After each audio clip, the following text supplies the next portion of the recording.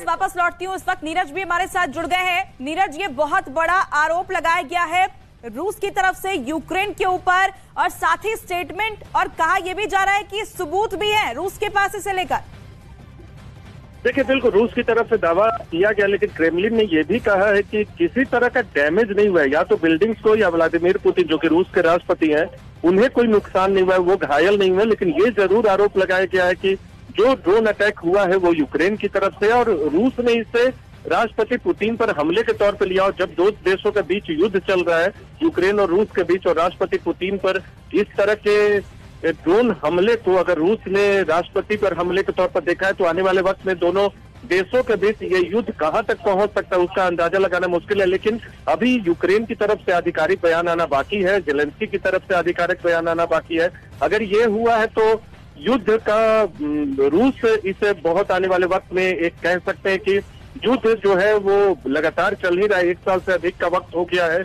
लेकिन ये युद्ध किस सीमा तक जा सकता है उसका अंदाजा लगाना मुश्किल है। लेकिन अभी क्रेमलिन की तरफ से जो आरोप लगाया गया है कि ये नियोजित तौर पे एक आतंकी कार्रवाई है राष्ट्रपति पुतिन के खिलाफ, और 2 ड्रोन अटैक किए गए हैं जो कि क्रेमलिन पर निशाना साध कर किया गया था, लेकिन किसी को नुकसान नहीं हुआ। न तो बिल्डिंग को किसी तरह का नुकसान हुआ है, न राष्ट्रपति पुतिन इसमें घायल हुए हैं। लेकिन आरोप क्रेमलिन का महत्वपूर्ण है और यूक्रेन को इसका जवाब देना होगा कि आखिर वो उनका पक्ष इस पूरे मसले पर क्या होता है। लगातार इस बारे में और भी जानकारियां धीरे धीरे सामने आ रही है, लेकिन जो शुरुआती जानकारी आई है वहां की मीडिया रिपोर्ट्स के मुताबिक, क्रेमलिन ने जो कहा है उसके मुताबिक ड्रोन से हमला हुआ है।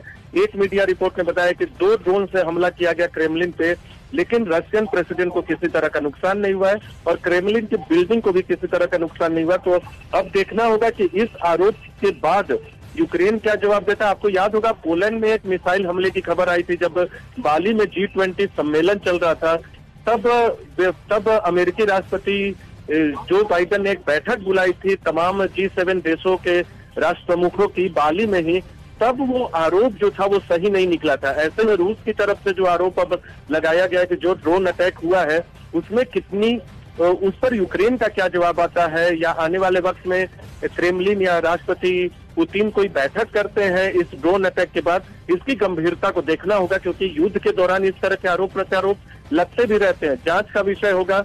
और इस पूरे मसले पर अब यूक्रेन की प्रतिक्रिया का इंतजार है, जेलेंस्की की प्रतिक्रिया का इंतजार है। जी बिल्कुल, प्रतिक्रिया का इंतजार है क्योंकि ये बहुत बड़ा आरोप है अपने आप में। नीरज, देखिए इस वक्त बड़ी खबर लगातार हम दर्शकों को बता रहे हैं, और रूस की तरफ से जेलेंस्की पर तो ये बड़ा आरोप लगाई है, पुतिन की हत्या की साजिश का आरोप लगा है। यूक्रेन सरकार को इस पर अब स्टेटमेंट जारी करना होगा।